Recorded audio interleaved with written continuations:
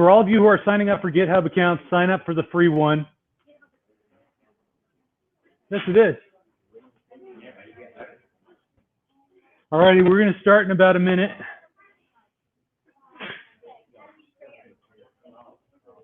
You go to github.com and sign up.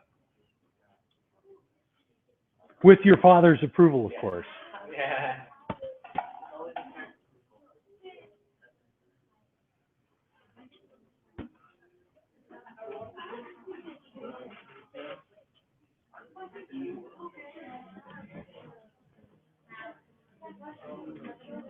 Alrighty, it is 10:10. We're going to start the class now. Let me check and see if anybody is on the Hangout with us. This is probably going to create.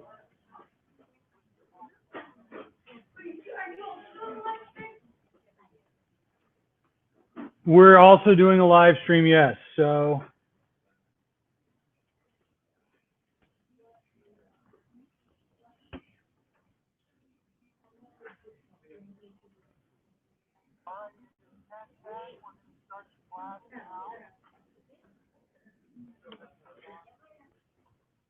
Alrighty, so I am going to move off of this before we get like the. All right, once again, we have kids who are looking for seats. If there's a parent who is sitting at a table, we need you to give your seat to a child. Connor is going to get more chairs there for parents to sit, but we need to have the table spaces for the kids. Yes. Okay, Cooper, go to, okay. So the first thing we're going to do is we're going to go to seattlecoderdojo.com.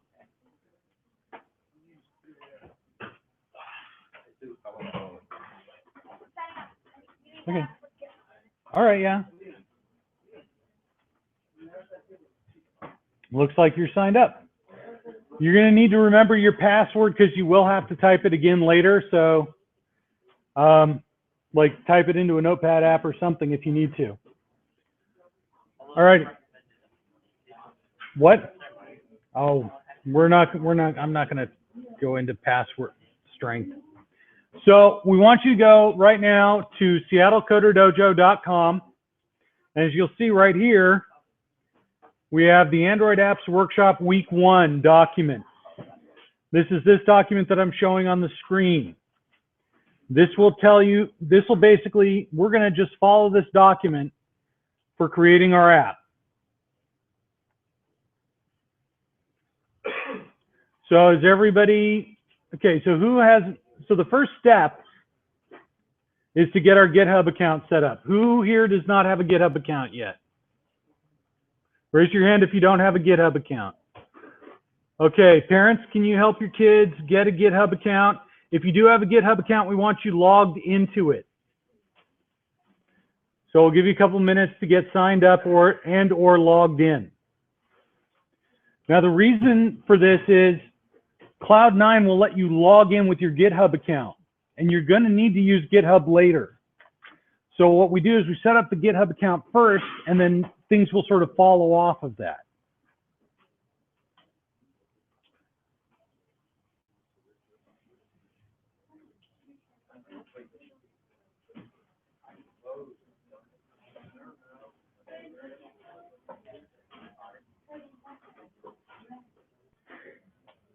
Cooper,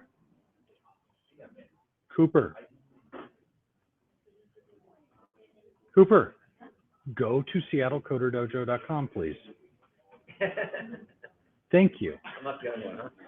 Yeah.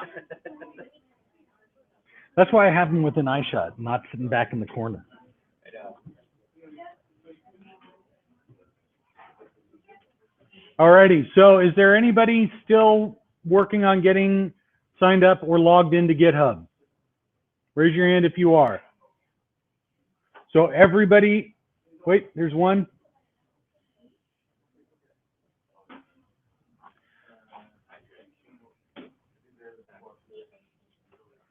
See there.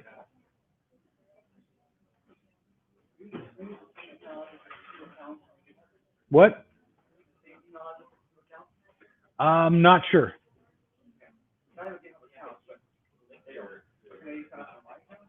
They can set up under your account, or if you have email addresses for them, you can set them up with that. They don't have one. Okay. Another thing you can do is, I believe you can.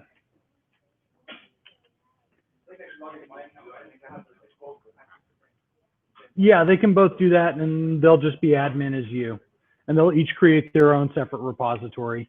But I believe you can also create like a, you like do, I can't remember which goes on the side of the plus, but you can create extra. You have a Gmail account, right? So you can like do like your email address plus like your child's name at gmail.com, and then it will let you, you can create accounts under that, I believe. I think GitHub will let you do that. And then they can have their own accounts, but it'll all go to your email. So like their password resets, stuff like that will still all go to you. But I don't remember whether your email address has to go on the left side or the right side of the plus. Yeah. So look that up.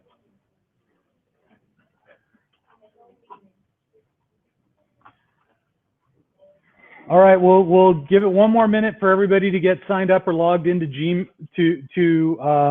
GitHub. At this point, you're not going to want to create anything in GitHub. We just want to get you logged in.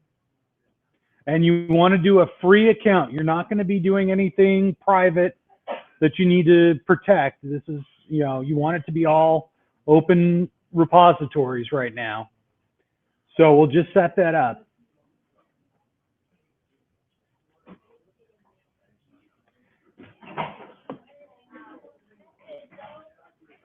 Let me make sure that I'm logged into GitHub.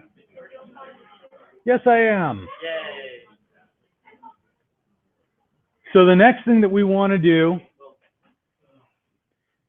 we have a three-part tool chain for this app. Our tool chain is GitHub, Cloud9, and the Adobe PhoneGap build service. And these are what you'll use to create your app, store your app, and build your app. So Cloud9 is what you'll be using to actually create your app. And I will sign out, and I'm going to sign in. If you look here, right here, you see the little sign in with GitHub Octocat shadow. And you can do that. And it will create an account for you if you're new. If you're an old hand like me, it'll just log you in. And this will get you to your Cloud9 dashboard.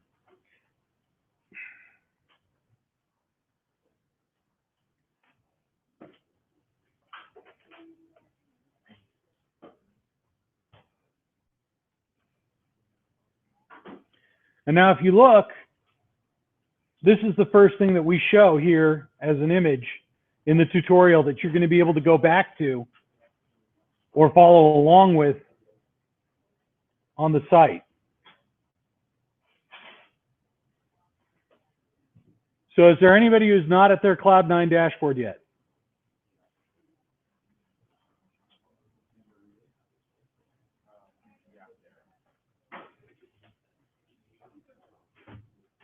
If you're not at your Cloud9 dashboard yet, raise your hand.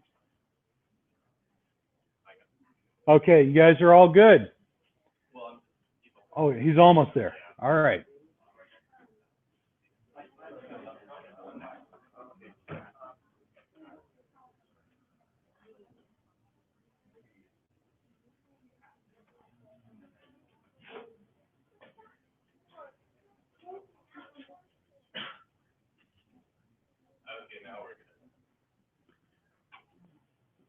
Dan, are you in the live stream? Hey, can you respond to the hellos? Let them know that we're here.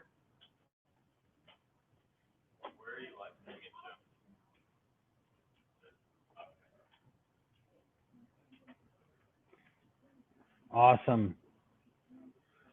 And we move out of it before there's time for it to go like stretching. All right, so do we have So everybody is now in their Cloud9 dashboard. Raise your hand if you're not. All righty. Are you using Internet Explorer? That's one thing I have to warn you guys about. Cloud9 does not work on Internet Explorer. Unfortunately, I have yelled at them about it. They don't feel that it's worth making it work on Internet Explorer. So you need to use Chrome or Firefox for it.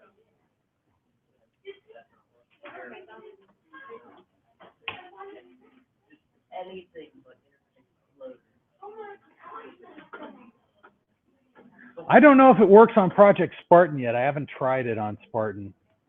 So, well, actually now that's now called Edge, which is like, you know, they made us wait this long and they're just naming it after the engine, the DLL. Anyways, so if you are in, so everybody's in their dashboard now except for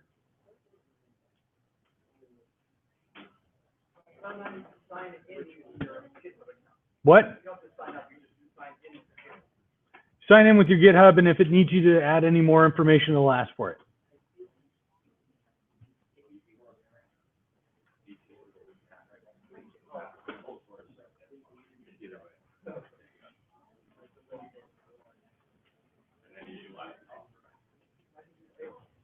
This is why we're doing a very simple app today, because we're getting everybody set up with the tool chain. And so this is going to be a little slower of a day today. But once we've got you all set up with the tool chain, next week we're going to go faster. Yes, what was your question?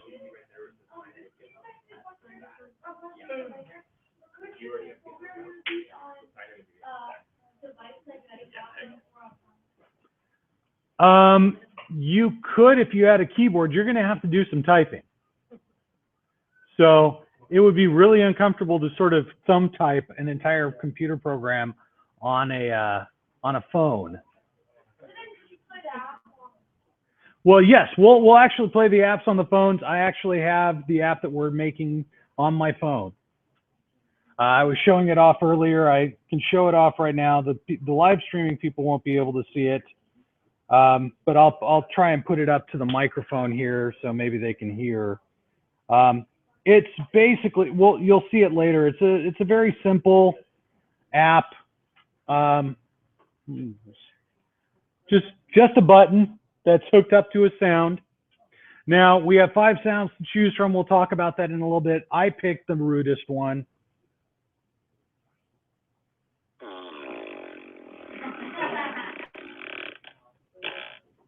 So we also have like a dog barking and a boing and a car crashing.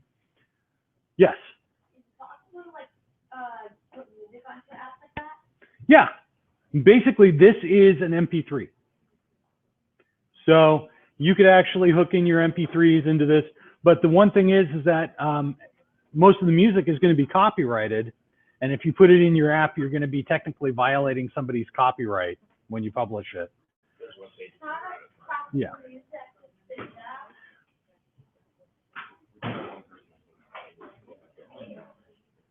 Okay. So if you can help him get going. All right. So we're going to get moving here. Remember that everything is documented right here. So once you've signed up for GitHub and created your Cloud9 account, this is your screen. We've got it right here. And you're going to create a new workspace.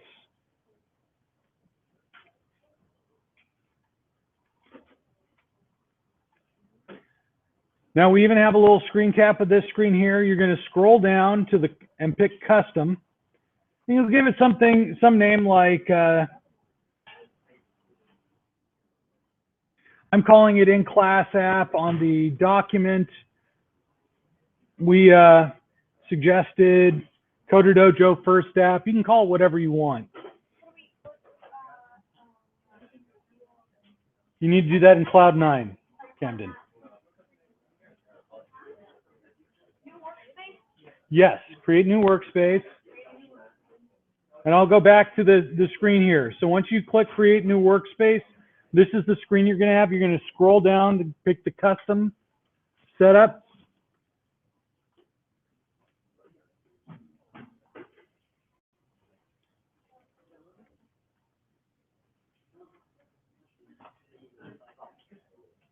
Now, the one thing that happens is you'll see like this wheel spinning.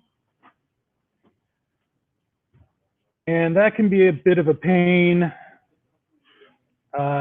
It doesn't seem to go away. But once you've got your workspace right here, it's pretty much done. And you just refresh this screen. There we can go, in class app. Has everybody got their workspace created? Raise your hand if you don't have your workspace created. Okay, we'll wait a little bit. Like I said, today we're going slow so everybody can get their tool chain set up. We'll go, yes. Scroll down. Pick custom. It's picked. Have you given it a name? There you go.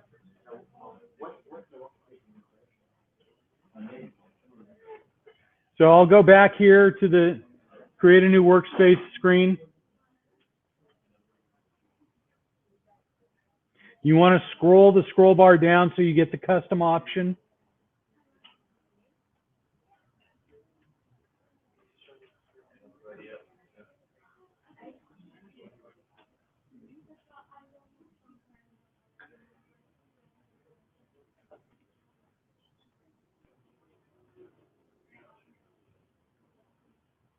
Greg, how do you check if he's not sure if he selected the custom option when he created it, or when to check for that because he has his app created? I don't know how to check for that. You can always delete that workspace and create another one.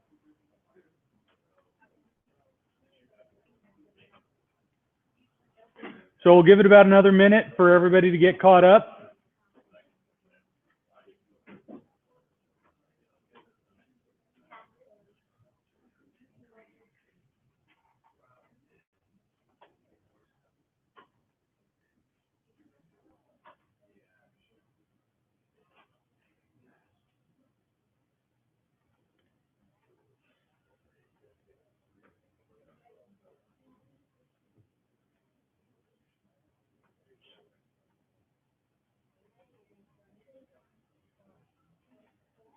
All right, so assuming everybody's got their workspaces set up, if you're still having that spinning gear, but your workspace is over here in the sidebar, just refresh the screen.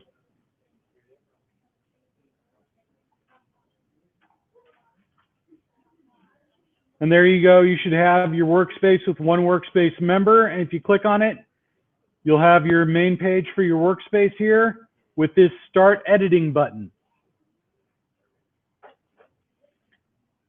And we just click Start Editing.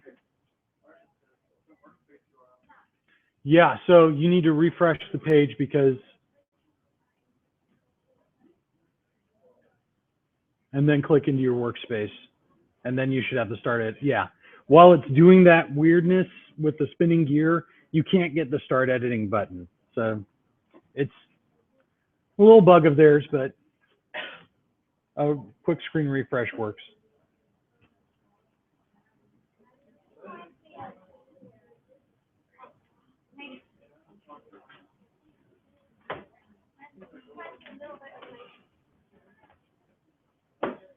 So once you've started editing your workspace, you'll get this. You might have a welcome, if you're brand new, you might have a welcome screen that has some details about your workspace, like the color scheme and stuff like that. Let's just not mess with that today. You can always go in and change those in your preferences later.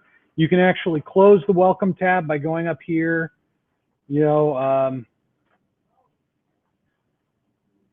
just open a new terminal real quick. You'll see the tab just has simply little X there. You can close the tab for your welcome screen, and you should have essentially this. You may have some stuff down in your terminal welcoming you as well. In your sidebar, you should have Have you already skipped ahead, Cooper? Have you skipped ahead? Have you skipped ahead?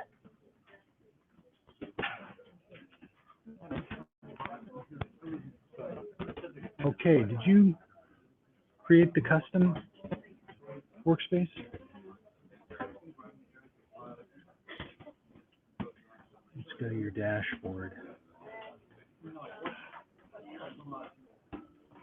Okay, hold on. Go to your dashboard.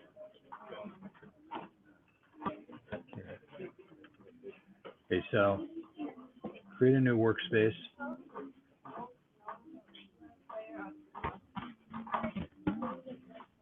Custom. There we go. And then let's call it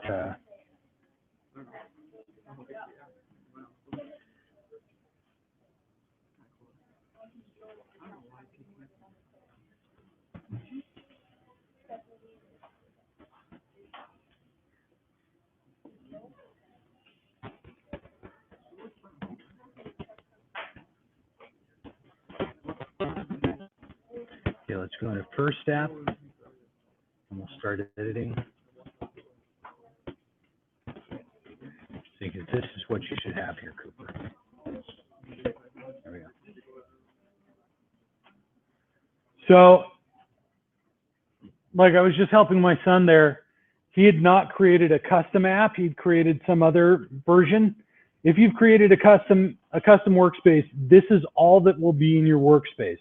You'll have the name of the app that you created as a top level folder, and you will have the readme.md.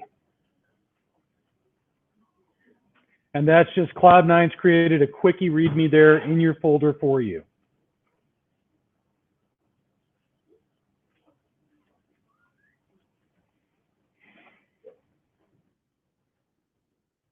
Let me make this a little larger so everybody can see.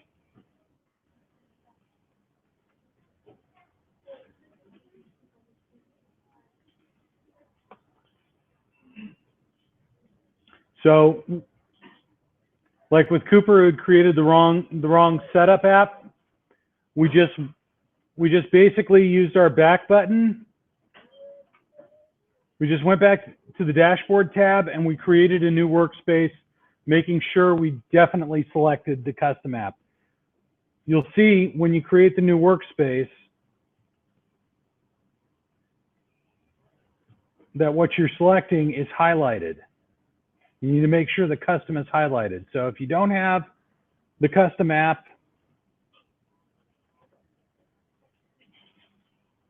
then what you're going to want to do is go back and make sure that you create one. But if this is what you've just got the top level folder with your app name, you've got a README file, maybe the welcome screen, then you're good. This is what you want. As you can see,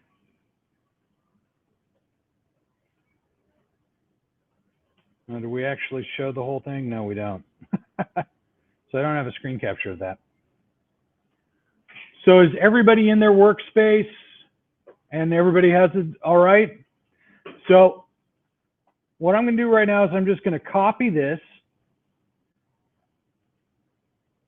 We're going to go to our workspace and we're going to install the Cordova and Ionic frameworks. Cordova is the open source version of PhoneGap that Adobe gave to the Apache Foundation when they bought PhoneGap. And so it pretty much has most of the features that PhoneGap has in it. And PhoneGap allows you to create apps using HTML5, CSS, and JavaScript that will run on iPhones, Android phones, Windows phones, BlackBerry. It's really pretty cool. We're not going to do anything for iPhone because you have to get a developer account. I did get on the phone with Apple this week to find out how we could do this without spending $99 per kid for a developer account. and they said what we could do is get a CoderDojo company account and then make all the kids employees of CoderDojo and give them employee accounts. So the kids will be able to do Apple stuff. So we won't be able to get that done in this 4-week session that we're doing, but we will at some later point, you know, maybe run a little follow-up and get some kids signed up with developer accounts so that they can take their apps and put them on their own iPhone or iPads to test out. But you can't even test your apps on an iOS device without a developer account, while Android will let you pretty much run anything, no matter how dangerous, if you tell it, I want to. So what we're going to do now is we're going to just hit Control V to put in, whoops, not there, here. Hit Control V to put in the command that I copied right off of here. And npm is the node package manager. We're going to tell it to install, and -G is global. So every directory will have access to all of these items that we're installing. If you don't use the -G, it will literally create all that stuff in this directory, and you will only be able to run it from this directory. So you want to make sure you do npm install -G, and we're doing Cordova and Ionic. And we just, once that's cut and pasted in, or you type it in, yes. Yeah, you just type that in, or you can cut and paste it. Either way. And it'll start working. It'll take a minute or two to actually download everything and install it. So this is a boring part. We'll sit and watch this spin for a while. And then we'll gradually get some output that will look like this.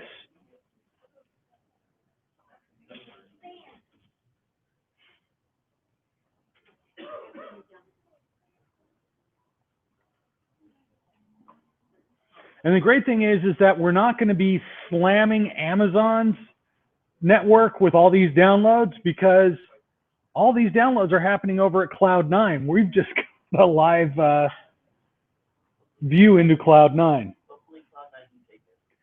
Cloud9 is supposed to be able to handle a lot of clients running at the same time. So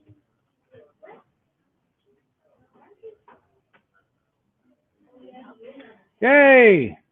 It's starting. Eventually it will look like this.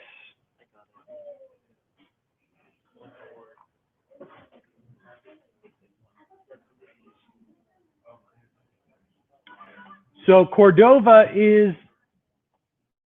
the framework that actually lets you build, that will help you build an Android or iPhone app from the HTML and CSS and JavaScript that you're putting together.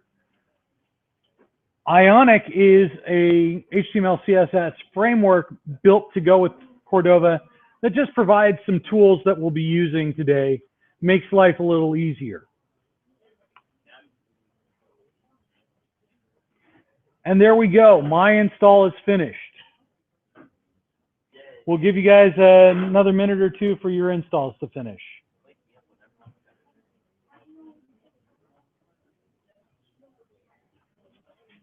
You know, Brandon, if you lay your head on your keyboard, you may get like an auto-repeating key. Okay.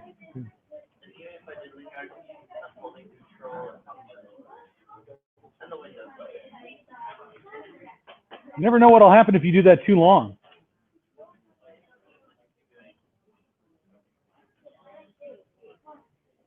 Check in on the live screen. Yeah, it spins around for a while. Yeah, a little yeah. So it'll spin around for a while. It did for me for a while too, so that's why we're gonna give a couple more minutes for everybody to catch up.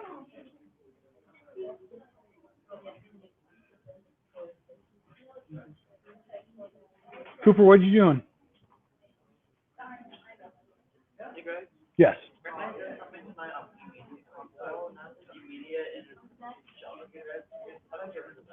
What? Oh, no, yeah, that's just let it be. It's just a JavaScript REPL that'll let you like run. It gives you a little JavaScript console that you can run JavaScript in if you want to. It's, you know, I've got the immediate console too. It's,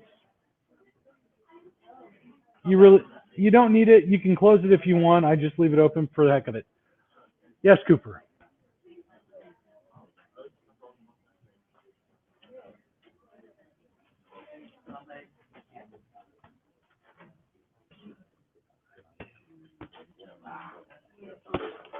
Cooper, you're at the beginning of the line. See? Backspace, backspace. So have you done your, have you installed the node? Please do that. I will go back to this on the display. If you haven't installed the node, npm install-g Cordova Ionic, like this.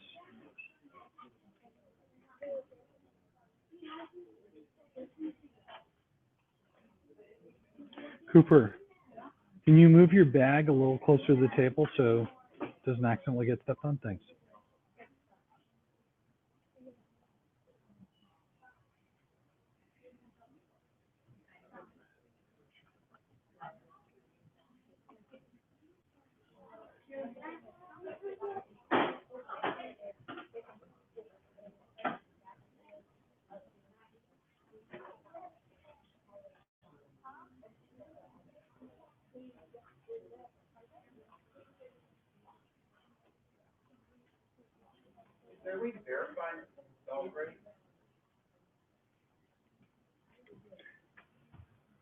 Basically, it should install correctly. If there, you won't, as you see, we're not getting any like red lines or errors here. But just like he doesn't have any errors, but he doesn't see the blinds on the side and everything either.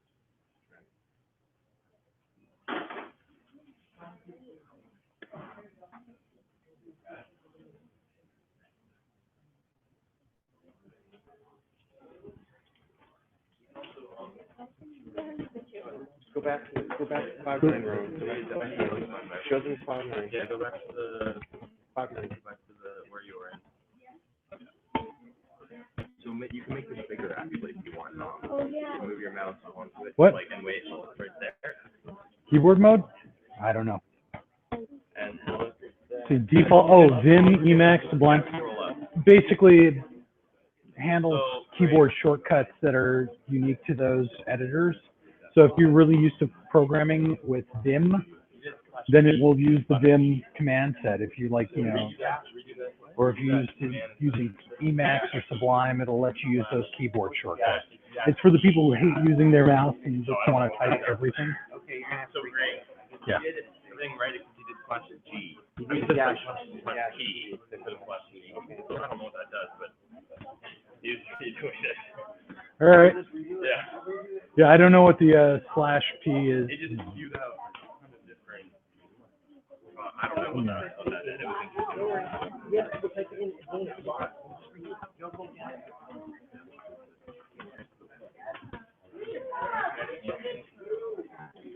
Are you leading her astray or is she leading you astray, Cooper?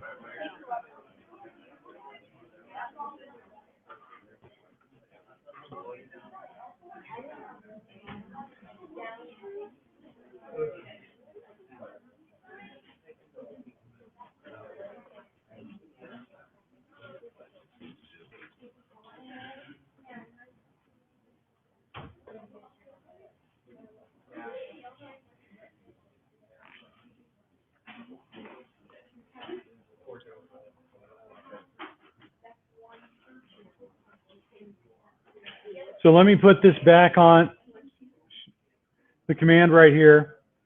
It's right here, the npm install -g Cordova Ionic. So if anybody's still working on it,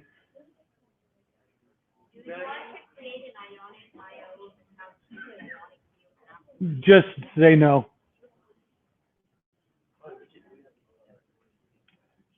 I guess since I've already done this, it didn't ask me that question.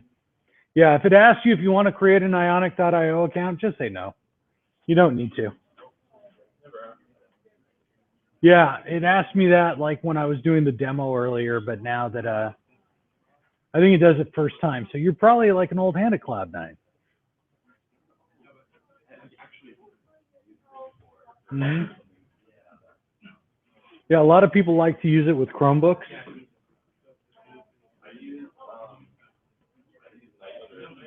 Mm-hmm. The reason we were using Nitrous before is because Nitrous works with Internet Explorer. But this, because of the way it works with, you know, the apps, it's just better. And the only thing we're ruling out is the Windows RT devices, the Surface 1 and Surface 2. Because they use JavaScript and CSS that IE was not supporting. You know, that were like, you know, Google implemented before IE did. IE's been playing catch up on standards.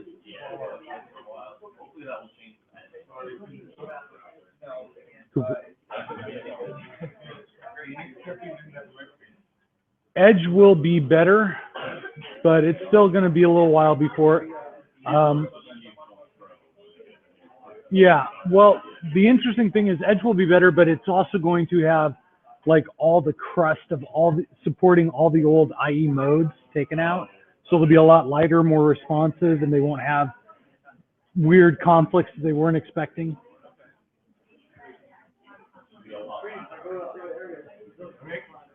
Yes.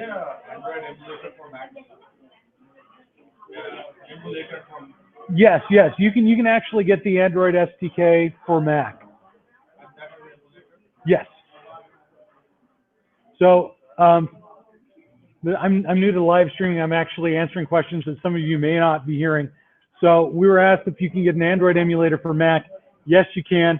We're going to actually use an in-browser emulator today with Ionic. So you'll be more interested in maybe using the emulator when we get to, say, doing some of the phone functions that you can't test on a laptop, like accelerometer and stuff.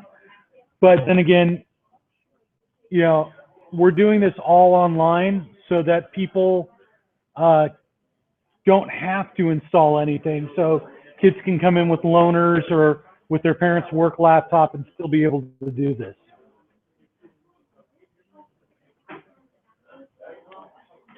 And it's pretty easy once you've got this set to just to push your changes to GitHub, build your app, download it to your phone. It's not quite as fast as build and then emulate, but it's still fairly quick.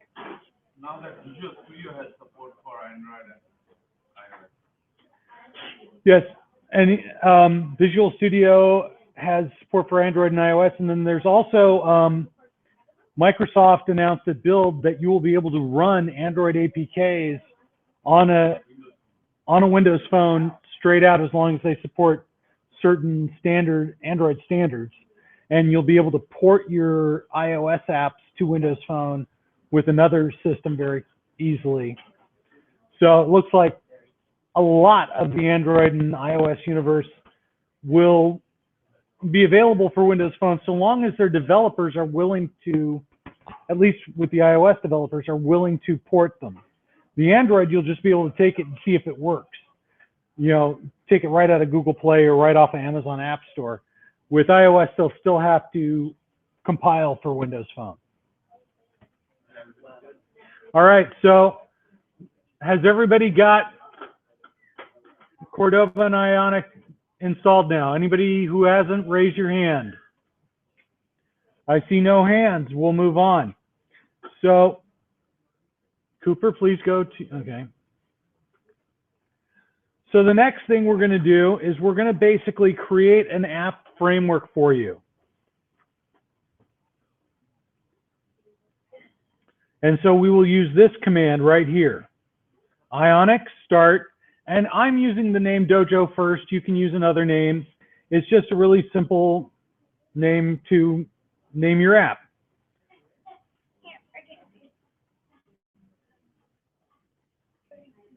Oh, didn't copy it. All right, just a sec here. We will copy this out.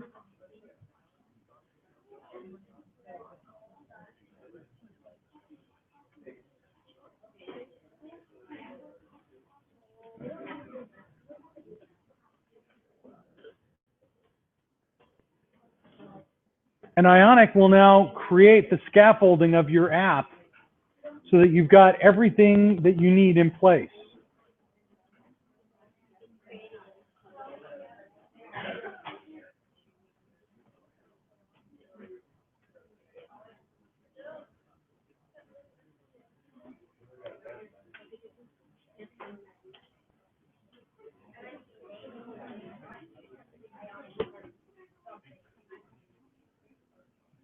So let me go back to the command here.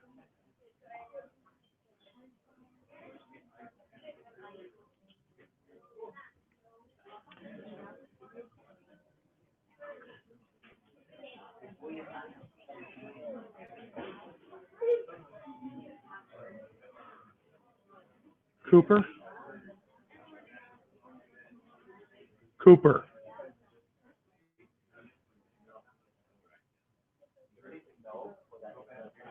Yeah, just answer no. So if it asks you if you want to start an Ionic account, just say no right now. I don't know. I didn't feel like finding out because we don't need it for this. So.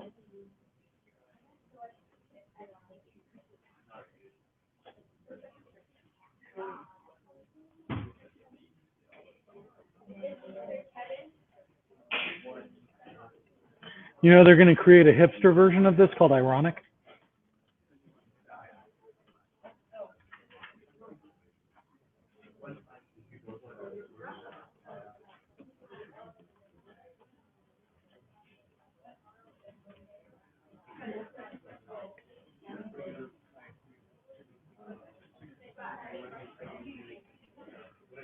So, is anybody still working on this step, the Ionic start dojo first?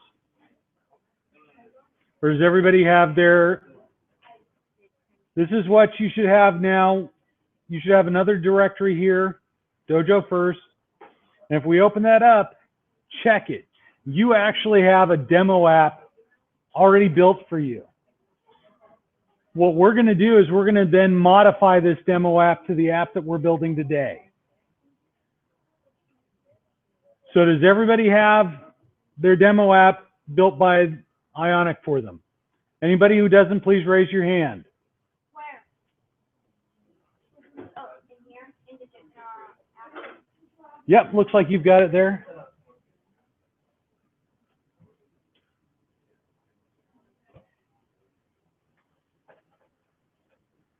All right, so now what we need to do is we need to add a sound. So the first thing I'm going to do, actually, is I want you to scroll down here on our tutorial, if you have that open.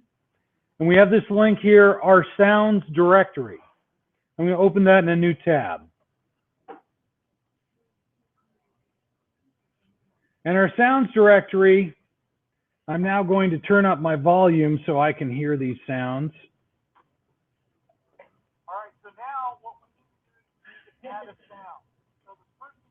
And there's my 90-second delay.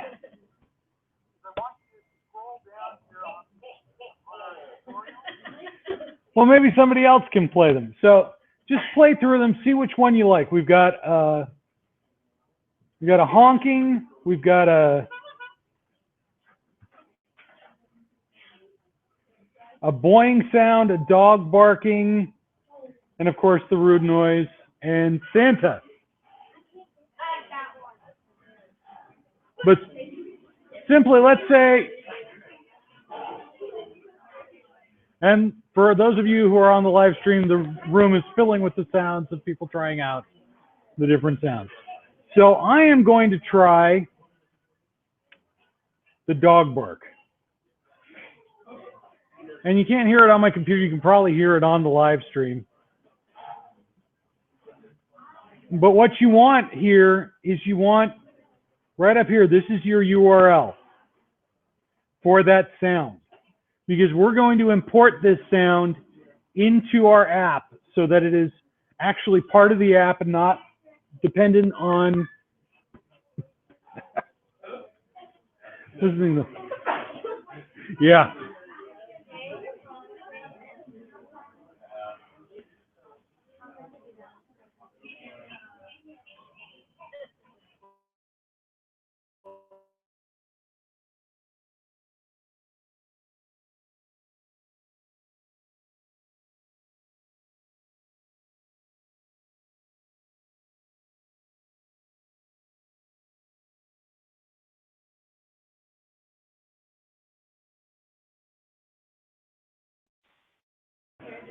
Okay, there we go.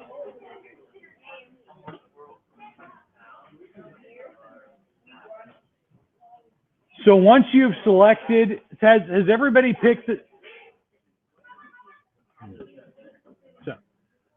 So once you have selected a sound, has everybody selected the sound, decided which sound they want? Okay, and so you should have it open in your browser like this, so you can copy this URL, SeattleCoderDojo.com, WP content, etc. So you just want to copy that. And so now we're going to go back to our app. And we're going to go to our www folder, which is where we actually have all the assets and other things. Now, as I say in the tutorial on the site, we are not worrying about best practices today. We're not going to worry about file management and getting various folders set up and all that stuff. We'll talk about that next week. So we're going to do sort of some sloppy stuff that will make some professional web developers cringe. But we will talk about best practices next week. So what we're going to do here is we're going to right click on the www directory. And you see right here, open terminal here. And so we want to open a terminal.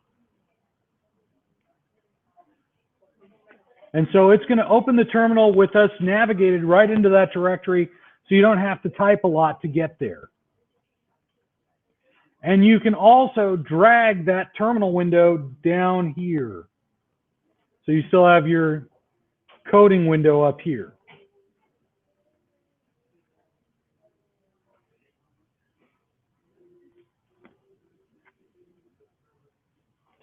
What we're going to do now, you can close it, it's up to you. It'll just be blank. Yeah, you can move the other one up if you want to. We're just going to do one line of code. It's going to be pretty simple on this one. So what we're going to do is we're going to use the Unix wget command and our URL. And it's going to import that sound into our www directory. And that's all it does.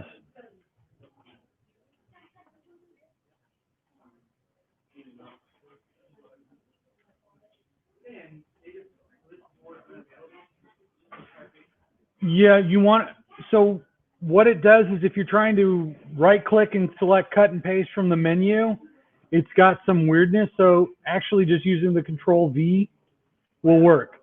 Control V will work, but right click and paste will not. So I should have mentioned that.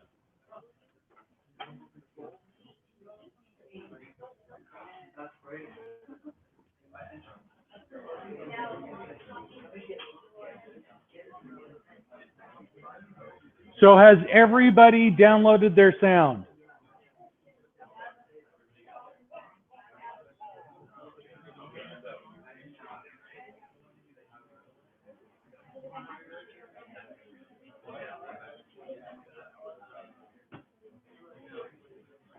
And for the girl who asked about importing your own sounds, you can use upload local files right here.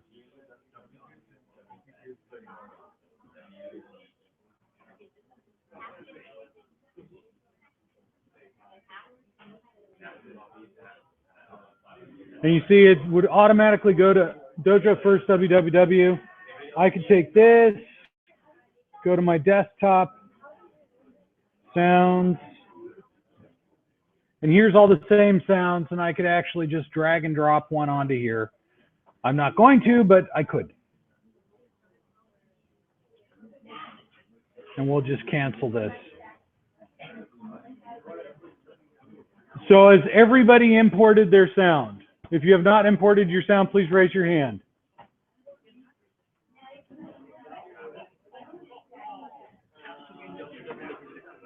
What? It needs to be in the www directory. You need to make sure that you've right-clicked on there and opened a terminal there.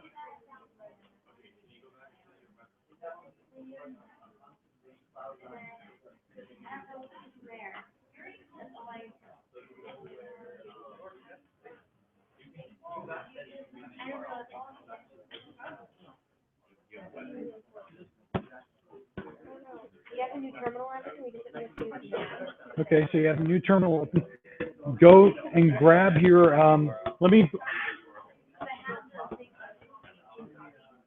yeah, you need to Control V to paste it instead of, but you type wget first. No, WGET is one word. Sure, just a sec. Space, and then Control V. There you go, enter.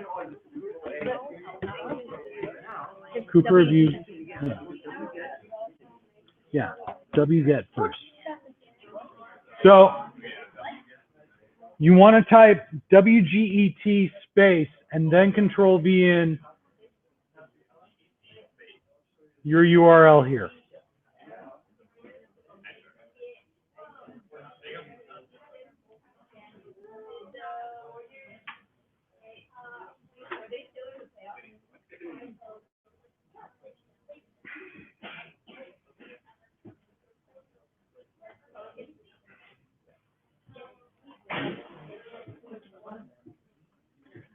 Now, the next part of building our app is we are going to simply, I'm going to have you guys cut and paste in a block of code that's here on the web page also. You can actually copy it right out.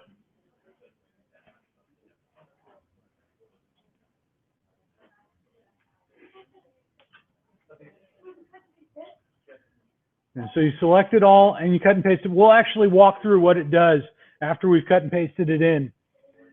But you're not going to cut and paste that into a terminal. So just copy it for the moment. It's AngularJS. This is not AngularJS. What's currently in your index.html file is using AngularJS, but we're not going to get into Angular because that's a whole nother thing that even confuses adults. So we don't have time to get into that. We're going to do just straight HTML. But what we're going to do is we're going to double click on index.html. And at this point, we can make our terminal smaller.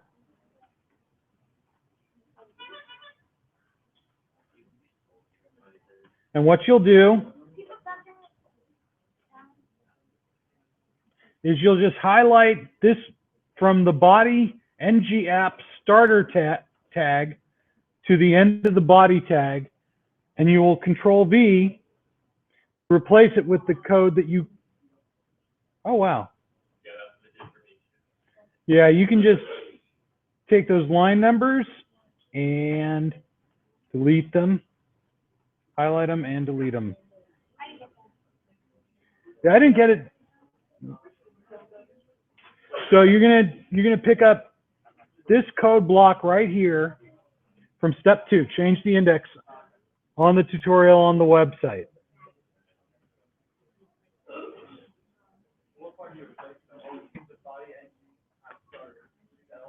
Yeah, so let me show you this again. So what you do is you highlight this, and then you just replace it with that. If you got the, check and make sure you didn't get the line numbers. If you did, you can just highlight the line numbers and delete them.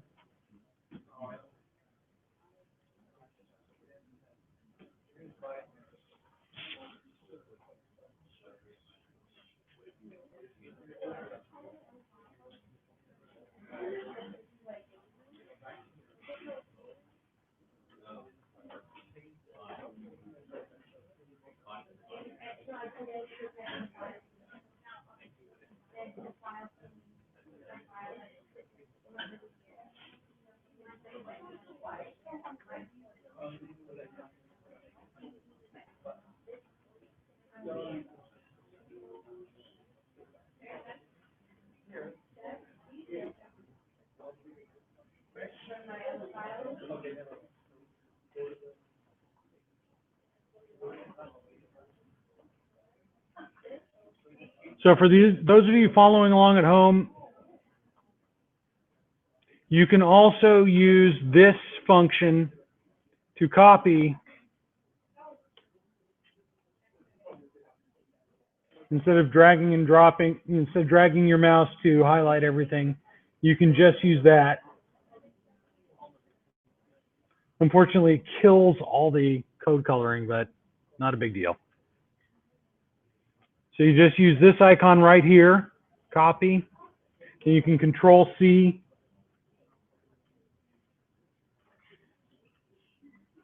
I'll close my sound there. And then you can paste it in.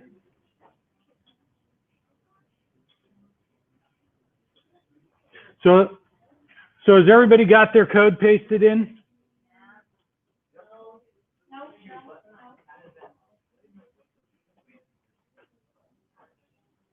So we'll give you guys another minute to get your code pasted in. Then we'll actually walk through what the code does and we'll preview the app.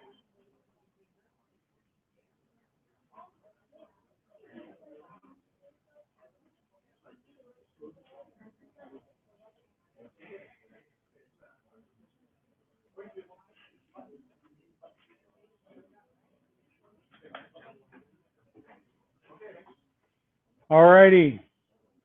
So we're going to walk through the code in the app here. And once again, like I said, for some of you who are like web professionals, you're going to cringe because I'm putting CSS and JavaScript in the index file. Best practices are that we keep these separate, but for today, we're just doing very, very simple to get you through this quickly. So what we have here is we have our two styles. We have our button holder, which is just simply what we're going to use on a paragraph to create a little space above and a little space below and center it. And then we have this, which we got from a CSS button site that basically sets up the CSS for a button. We're not going to go through all the backgrounds and all that stuff and how you do the rounding and stuff like that with CSS. And so we borrowed these two. I've created this style button holder, and we borrowed this style from a site that provides CSS buttons. Then we're going to create an audio element where our sound is going to live. Now in mine here, I downloaded, let's see here.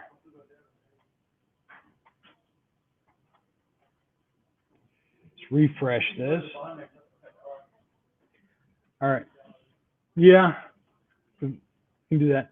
Actually, I found a really fun set of, you can download all the new utilities like LS and stuff for Windows. There's like a whole package. I always found myself typing LS in a DOS prompt. So I downloaded them and now I have like, you know, all this stuff in my DOS prompt. It's awesome. Yeah.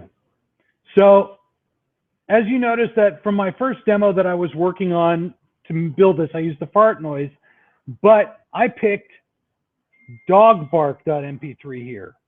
So I am going to change fart noise to dog bark.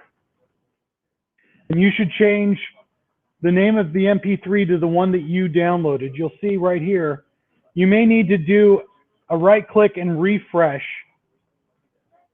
on the www directory to make sure that the sound you downloaded shows up.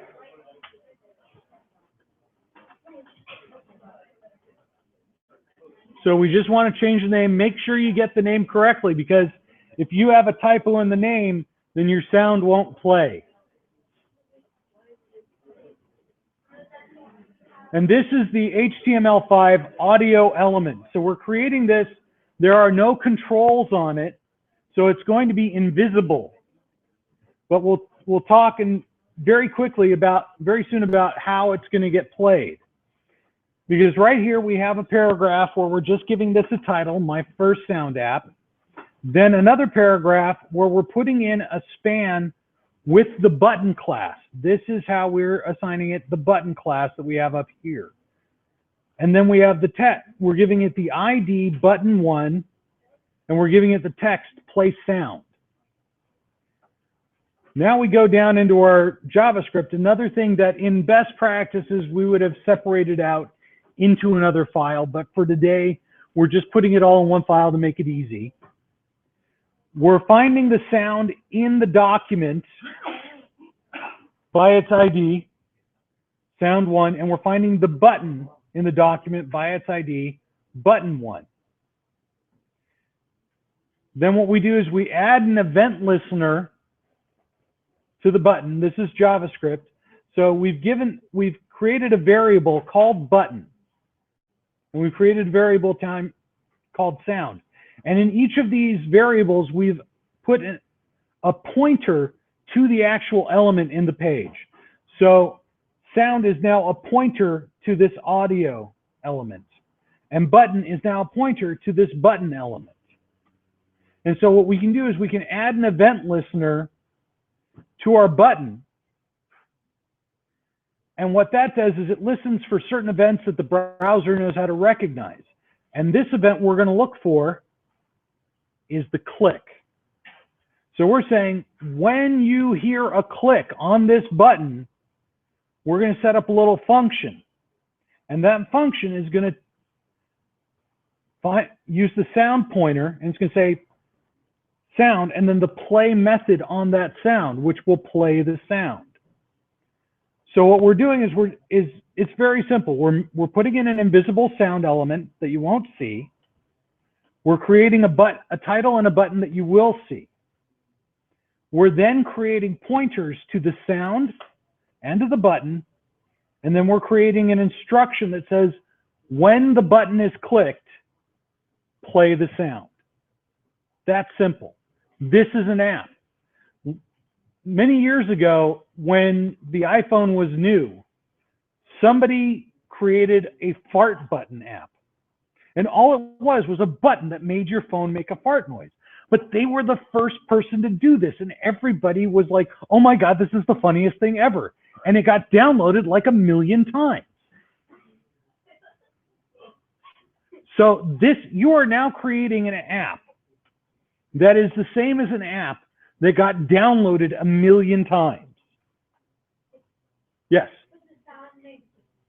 Oh yeah, the sound's different. This is not the same fart from the fart button app. But, you know, it's interesting because, like, there have been, you know, texting apps and messaging apps. Some guy created an app that basically lets you send yo to your friends. Not anything custom, not a special message, just yo. And that got like $1 million in seed funding because people were like, this is brilliant. And then a lot of other people were like, oh my God, no. So an app can be as simple as just a button that does something, or an app can be as complex as Angry Birds.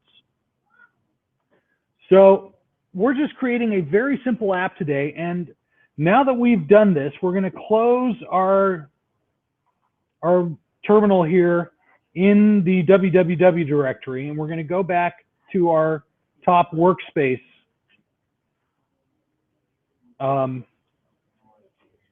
terminal where we had been doing all our other work. And if we go back to this, you'll see that to preview it, we'll type in this code, Ionic Preview -P, then the $sign and the word port in all caps. We need to have the $ import for Cloud9 to know what to do with this. And if we paste that in,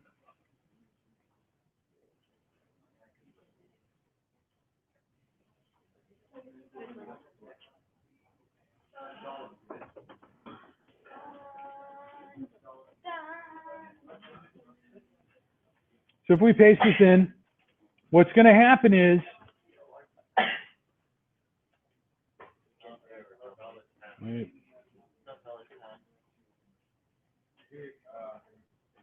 Greg, I have to use serve instead of preview. Showing an error with yeah, I'm getting a, It should be used serve instead of preview. all right, let's try serve. It was previews. Yeah, so serve is, preview was working at earlier, but we'll try serve. And, yeah, so we'll change that from Ionic preview to Ionic serve.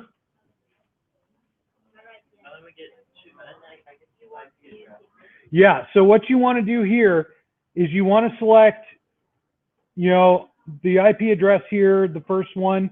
You don't want to do localhost, you want to do the numeric ID. So you pick 1, enter.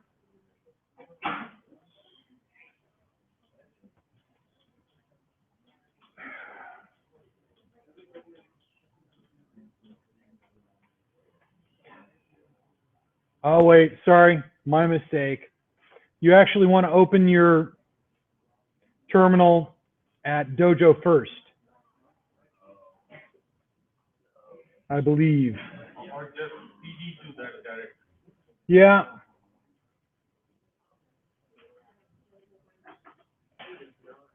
There we go. And now you'll see that you get this option. Your code is running. So still serve. We'll update it in the setup here. What? So you want to either from this directory, you can just CD Dojo first, or you can just right click on Dojo first and open a terminal window to it. Either way. So we have this running, and once you have, it says Cloud9 help, your code is running at in-class app, Seattle CoderDojo, whatever your URL is. What do you type in? You type in Ionic serve P port. You know, if it asks you to pick between localhost and a IP.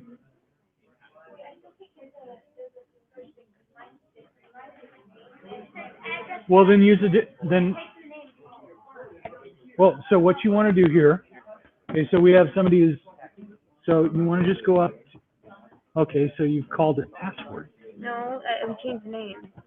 Or did we? I think I called it You password. change the name. So simply just go to open terminal here, and then you can do the Ionic serve -P.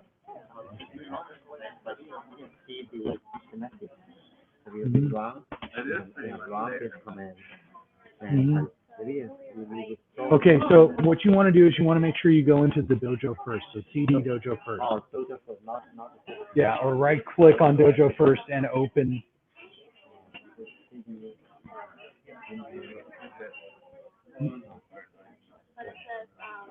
You know, just right click on that and open a terminal there.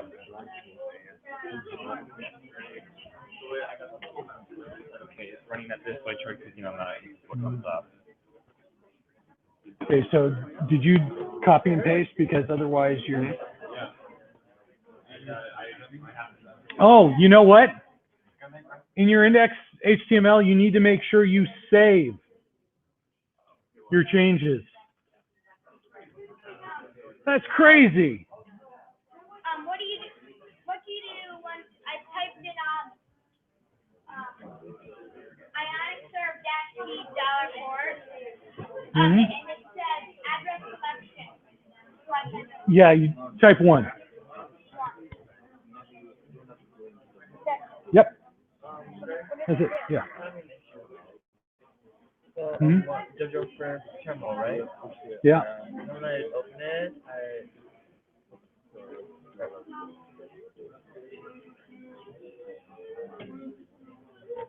and when I, is it the correct command? Yes. There you go. What's it I'm using? Maybe the wrong, port.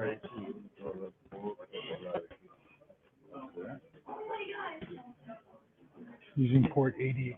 Port 8080 was taken, so you're already running it. So go.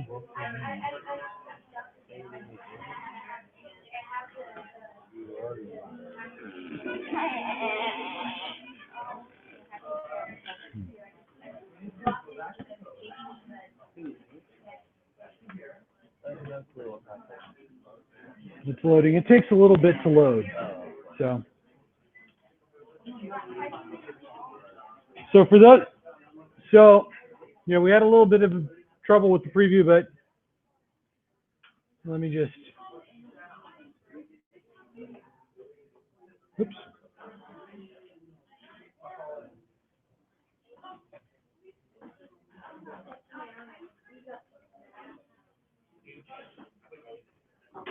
Still not working.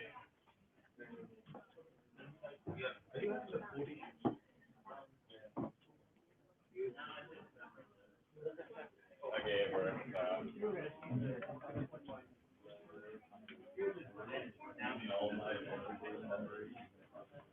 Using all your available. Ah. 400 and I'm almost using 512. Hmm. GPU is at 4%.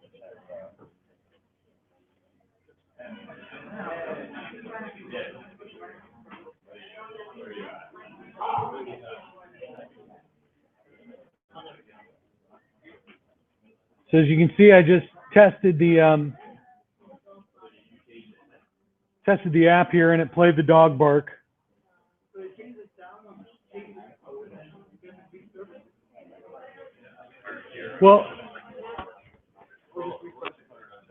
Well, you need to make sure that you save your code, and then if you refresh, you should get.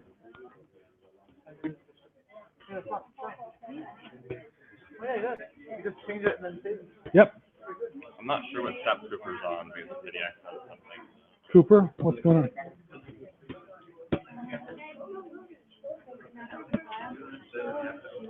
Cooper? No. You need to CD into your first Dojo directory. And your caps lock is on.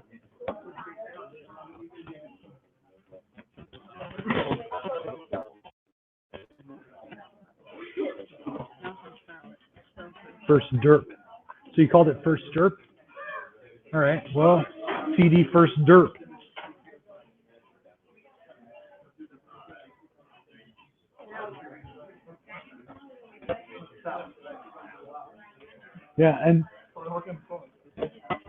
And so what we're going to do after this is we're actually going to push this, create a GitHub repository, push this to your GitHub repo, create, well, that's an iPhone, right?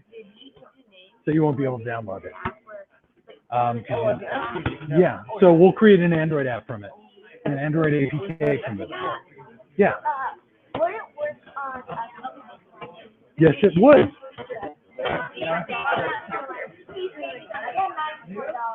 Mhm.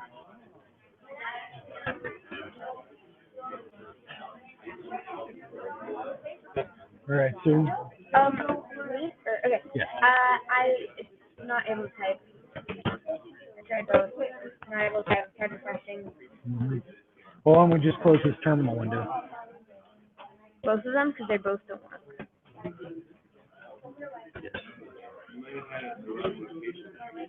Close that. And we'll close that. We probably overloaded something with that. And we will go to your that, and we will open the terminal there. And you should.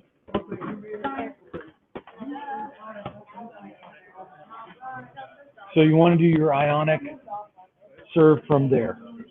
Yeah.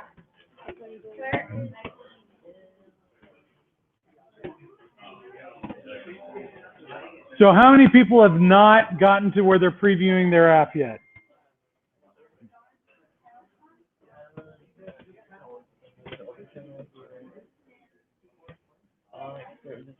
Mhm. I don't know how the Here- is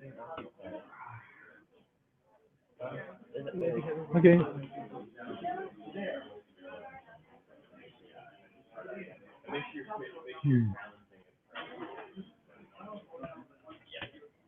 So we have a student who's getting an error message that port 8080 on their machine is in use. He's getting the same thing. It might have been that they used the preview of Yeah, so command. why don't you try, okay, so for one thing, it's not going to let you do that. Running live reload server there with 35,729. Okay, yeah. So that might be the, Yeah.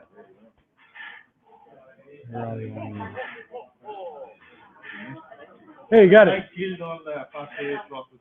Okay, so you want to do a PS and then a kill. No, so from the menu you can go to tools and you can from Okay. tools. Tools, process list. So, and then kill all the Apache processes. Okay. So for the person that who was having trouble with this,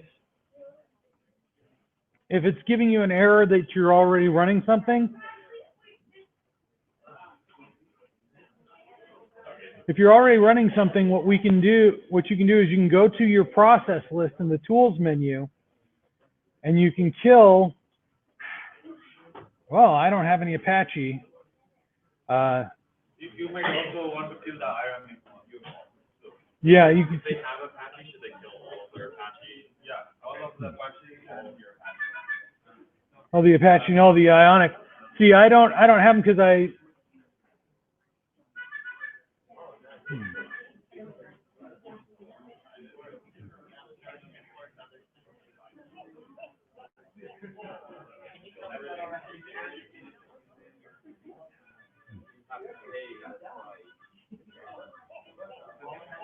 And because you do have the URL for people with phones or mobile devices, you can actually pull this URL here up on your mobile device.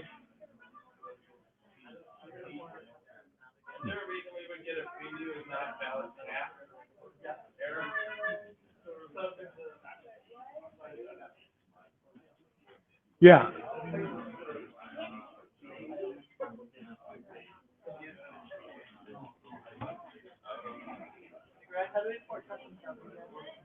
What? Import a custom sound? Well, why don't you go back to the, so Darren wants to know how to import a custom sound. Go to the Android app. I mean, Brandon, I'm calling him by his dad's name.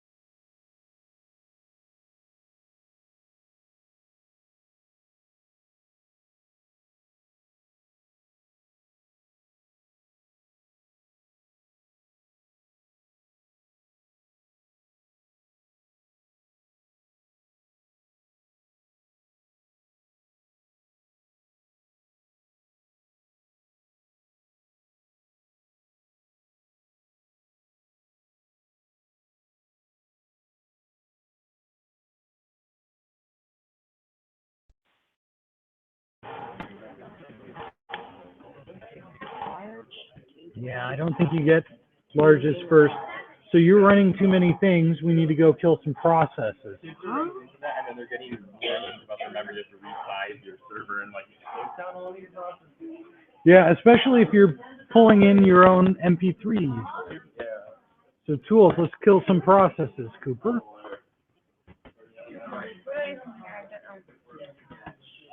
We're going to kill Ionic. and we will force kill it.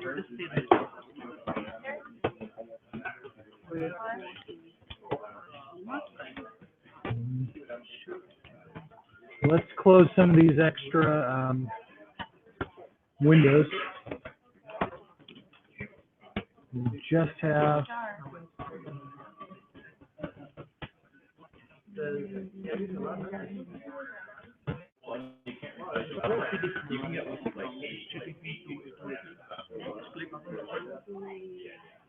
they make you pay for the larger instances. But if you have extra terminals open, close the terminals and it'll release all the memory that terminal was using. He's having some trouble over here, and I can't figure out how to get him working. Alrighty. Where over where? Mhm.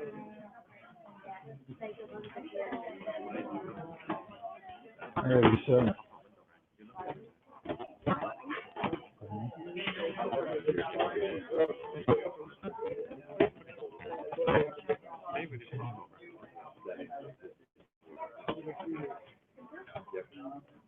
Let's do Dojo first.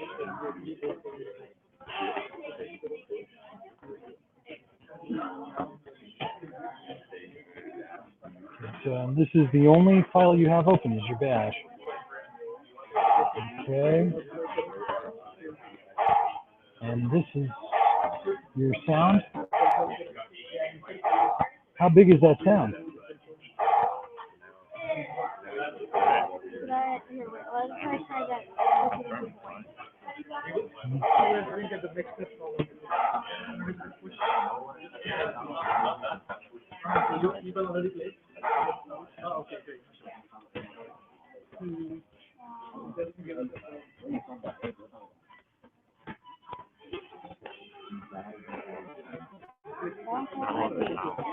Okay, so we've been having the port IPs. Did you select localhost at one point? The port. Okay, see, for one thing,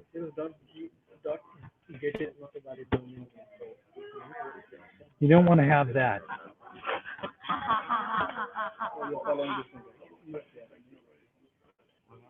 Okay. Port 8080 was taken, so you've probably got a process already running. You want to go up to your tools and go to your process list. Wow, you have MySQL running, so kill all your Apache instances and also the MySQLD. Yeah.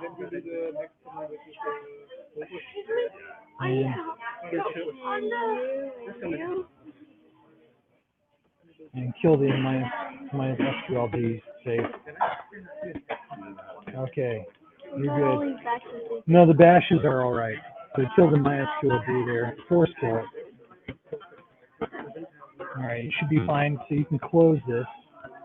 Now try quit Ionic. Oh, you actually gotta click in your.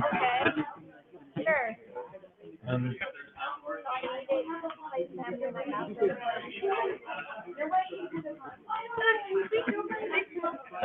What's going on here? So when a mouse is over, it plays the sound when I click it. It doesn't alert. Ah, so you added some code. Alrighty. It's still not working. You killed everything and it's still not working. So once this is your codifying it. I got to fix the new one. There you go. Finally, I'm going to start with this now. Alrighty.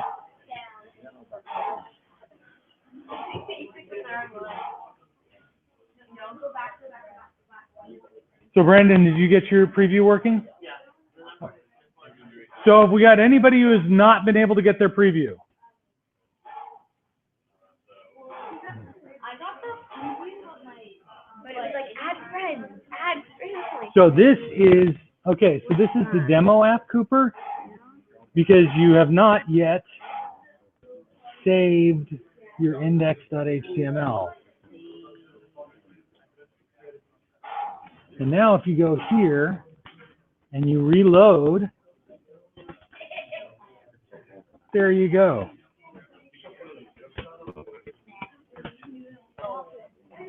You didn't upload the no way it's so rude. Oh. So basically all the sounds that you tried to play at once.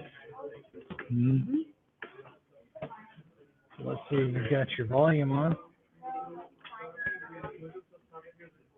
It's loading. It's done No, loading. it's not loading.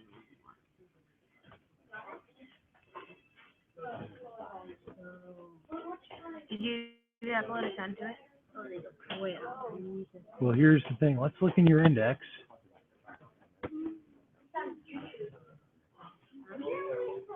Okay, and My first sound at Livestream. Cooper? Yes, but that's not what we're looking at. We're debugging to see, did you download the fart noise? You didn't download the fart noise. Okay, so Is it, what is index.html1, Cooper? That's something completely different. So you haven't downloaded the fart noise. What you need to do is you need to go and do the wget. Let's open a terminal there, and let's get your fart noise here. So, Yeah, I think you should do it. well, Cooper, we need to find your, stop kicking.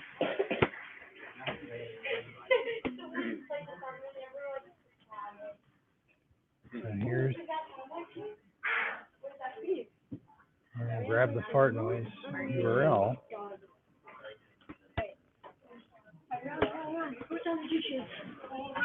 And now we need to go back to Cloud9, first app, and wget space Control V. There you go. So you needed to download the fart noise. You didn't import it. So now, if we go to this first app and we reload it, now you should get it working. There you go. Keep an issue over here where it won't let him, it won't let him start if he says to stop using the right port or something, but he has to have a capacity problem running over. Mm-hmm.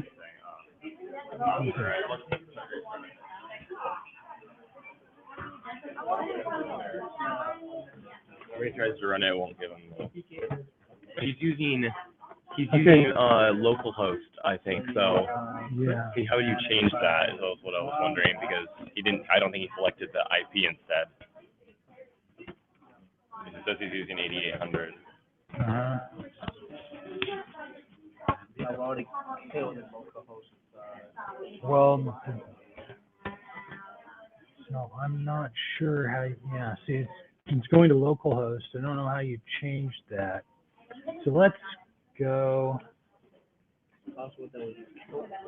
restart or R.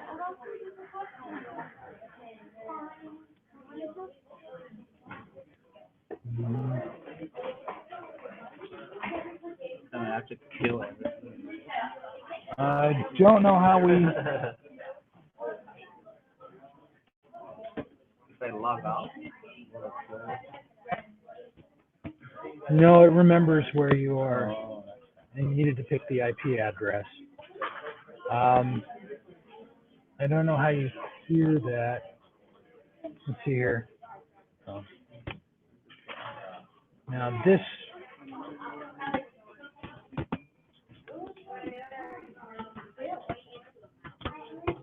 yeah, that's the wrong thing too.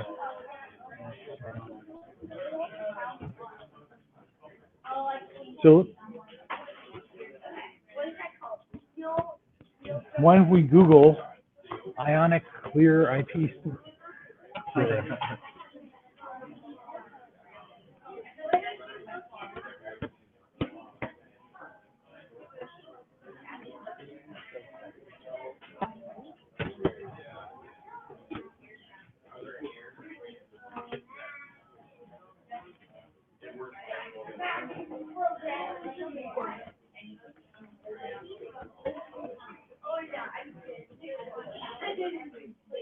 Let's see here. Maybe in your Ionic project. Well, let's look in here. Nope. Must be one of them.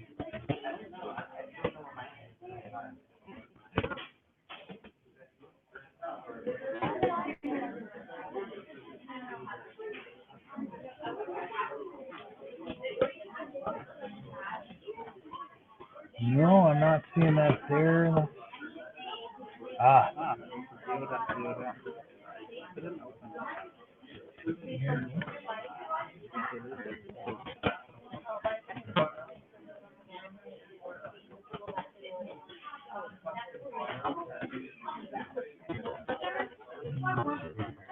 Close that. Close that.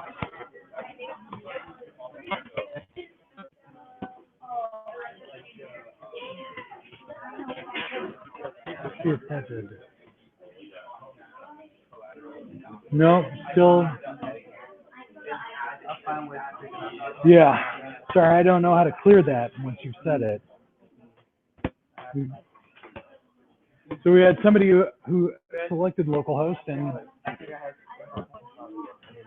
you forgot how to what? It's in the Android Apps Workshop. Wait.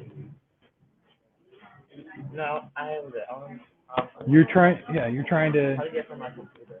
Oh, from your computer? Okay, so to upload from your computer, I'm going to demo it on the screen here so Brandon can see it. I can see it. Yes.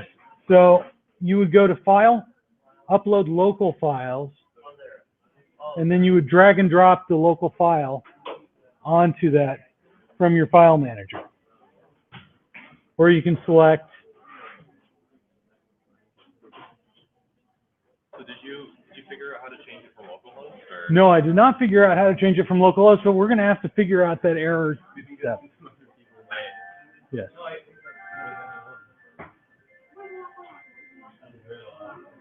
Cooper, turn that down, please.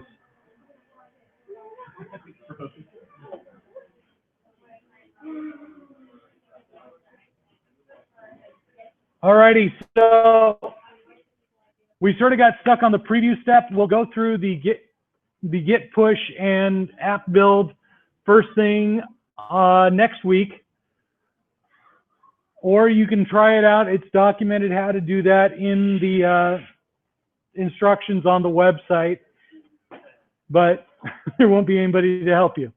So we'll do the git push and the app build next week first thing. Please be on time. We're going to start sharply at 10:10. For now, just save up what you got. Remember your GitHub password so you can get into GitHub and you can get into Cloud9. And we will see you all next week. Also, remember that we will have a banana piano over in the Scratch room next week for Scratch Day. So if you want to go try and play a piano by touching bananas, that sounds really weird. But you can make a piano out of bananas with Scratch, and we're going to show you how next week.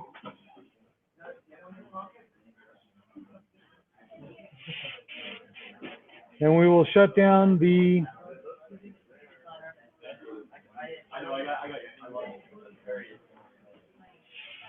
All right, I'm going to leave the live stream running for a few more minutes, but then we'll shut that down. Then I'm going to edit and trim off the beginning and the ending, and it'll be available for anybody who needs it later. I'm turning off my mic.